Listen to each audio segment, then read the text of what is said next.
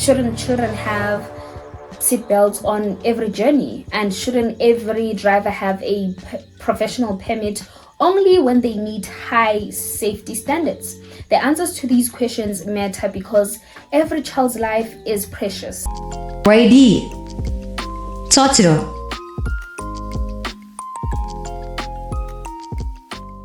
What's up, everybody? I hope you guys are doing good.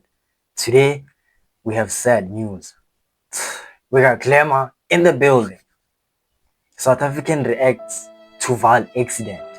This shocking detail changes everything. Amen. Let's all tap in.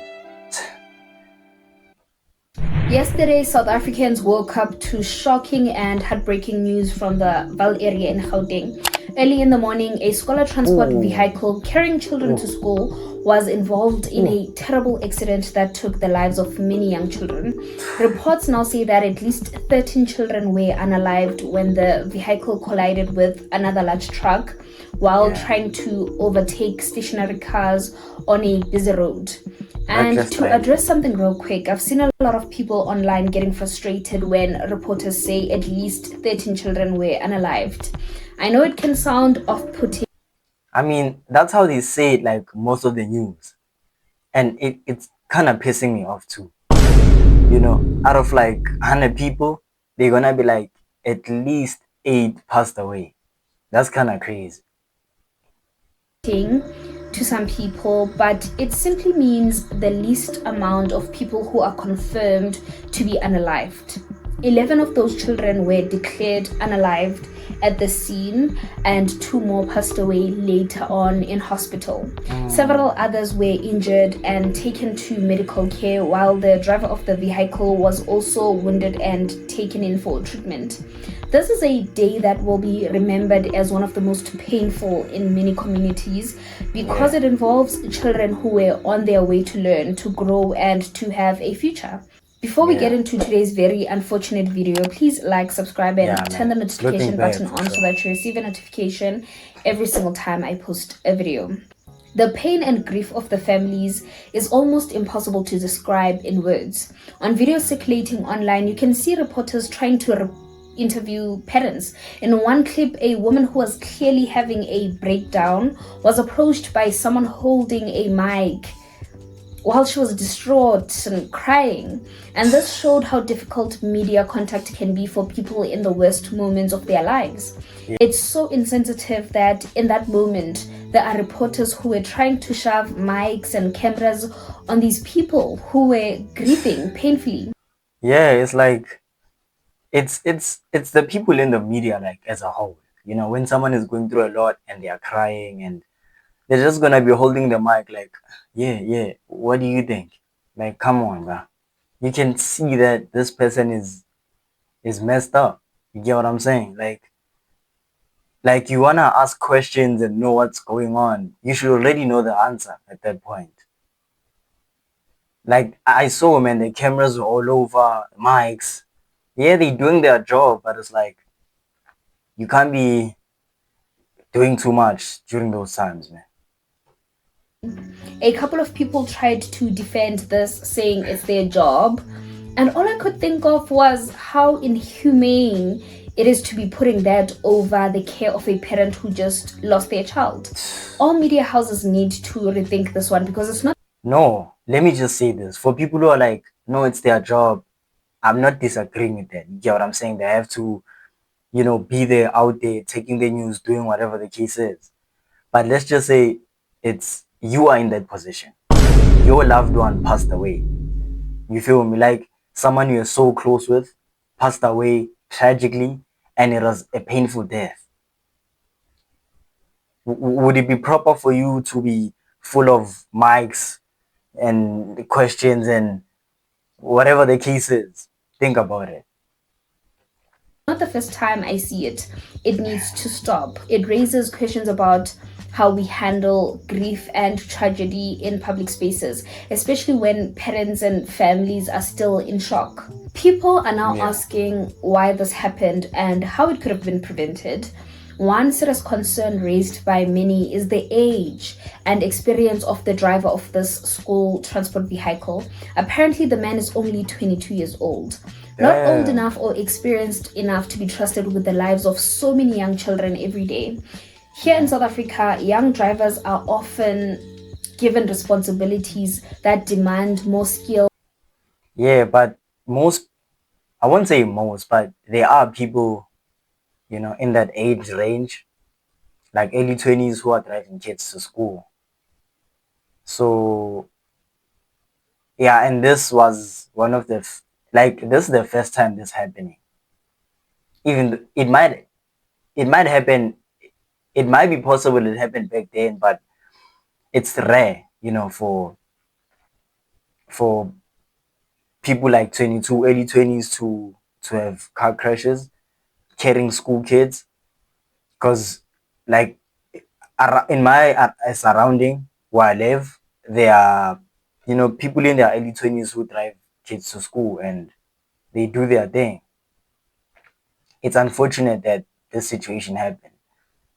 And maturity than they have. It is questionable whether someone so young is prepared to ensure that children cross the roads safely after being dropped off, or that the vehicle was handled responsibly on a busy national road. Local reports suggest that the driver was reprimanded previously for reckless driving last week, allegedly, yet nothing changed before this tragedy. It is alleged that the crash happened because the transport vehicle was trying to overtake 4 cars all at once, a dangerous choice that That's can crazy. and has cost lives on our crowded roads. Reckless maneuvers like this one are unfortunately not. My opinion is like, okay, cool. He was a 22-year-old guy. You know, we can't really put it on age. You get what I'm saying? Like, because I mean, the legal age to do whatever is like above 18 and going upwards. You can get a license, you can drive, you can do all that. It's just reckless driving.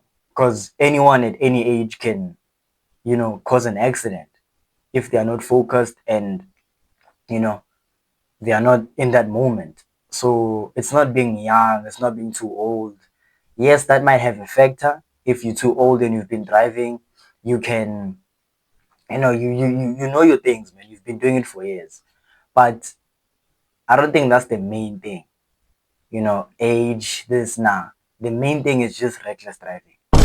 Regardless of the age, you have to know what you're doing. You get what I'm saying? So yeah. In South Africa's transport environment, especially with scholar taxis and private vehicles rushing against time to deliver and rush back home. There are also deep concerns about the safety of eyewitnesses and other people at the scene. In South Africa, we know how aggressive and unpredictable some taxi drivers and taxi owners can be, especially Yeah. when tensions are high. People are afraid that independent witnesses who might give important statements about the accident could be bullied or intimidated because of fear or pressure from taxi associations or drivers themselves. This adds another layer of fear to a situation that is already full of pain. This accident should remind every South African of the wider problem with school transport in our country. Unlike many places where school buses and official transport are strictly regulated and safe, here we have a system where school transport, taxis, minibuses, and private vehicles are often overloaded, not properly inspected, and driven by people who may have little training or supervision. Speaking about overload, that vehicle had 4 more children in it that shouldn't have been in there. Without those 4, the accident could have still happened, but not to sound insensitive, but at the very least, those 4 kids would be alive. Millions of children in South Africa walk to school daily because they have no other safe option, while others cram into vehicles that are not roadworthy. Official reports from road safety authorities show that on average, as many as 4 children die every single day on South African roads, and many of those deaths involve children as pedestrians or passengers. This translates to more than 100 young lives lost each month to pressures on the road. The statistics are deeply troubling. In 2024, more than 12,000 people died on South African roads, and children between the ages of 5 and 14 made up a noticeable portion of that toll. In many cases, poor vehicle conditions, lack of seat belts, and unqualified drivers contribute to these deaths. Transport authorities have called those losses preventable, meaning they could have been avoided with stronger rules and enforcement. There have been other school transport tragedies in our recent history. In KZN, there were crashes involving school taxis. Yeah, buses and all that. So it's not an age thing, man. That's how I see it. You guys can comment your opinion down below. But for me, it's not, yeah, it might contribute, but a little bit. But it's just reckless driving, man. There were cases in the past where, kids passed away, school bus. It was a grown man, by the way. And yeah, some of the kids passed away, some of them were injured. So it's just reckless driving, man. People gotta be safe out there. It's looking bad, but no lie. Going off bridges or colliding, which resulted in more deaths and injuries, sometimes involving drivers with no professional permits and unroadworthy vehicles. In some provinces, over 50 school transport incidences were recorded in one single year, with scores of children injured or killed, mostly due to speeding or mechanical failures that should have been prevented. Expert voices have called for GPS tracking on transport vehicles, monitoring seat belts, and mechanical inspections to make sure children are not driving. Voices have called for GPS tracking on transport vehicles, monitoring seat belts, and regular mechanical inspections to make sure children are not driving in unsafe vehicles. But even with the statistics and all these warnings, we see little real changes on the ground. Parents worry every day about whether their child will make it to school and back home safely. They watch vehicles squeeze past each other on narrow roads. They see overloaded taxis, and they feel powerless when they have no other alternative transport. Many families are poor and cannot afford safer alternatives. The system simply leaves them to hope for the best, often with heartbreaking results like this one. What South Africa urgently needs is a full evaluation of how school transportation is managed. We need to ask tough questions. Are the drivers trained enough? Are the vehicles safe and inspected regularly? Isn't it time to have official school buses run by the schools with strict safety standards? I mean, we've seen this for years with American schools. They have buses, and as we all know, buses are less likely to get into accidents as compared to taxis and regular cars. Shouldn't children have seatbelts on every journey? And shouldn't every driver have a professional permit only when they meet high safety standards? The answers to these questions matter because every child's life is precious, and losing 13 lives in one morning should shock the entire nation into action. Despite the anger and frustrations, I do feel a little bad for the driver involved in this tragedy. Others say he made a mistake, a terrible one.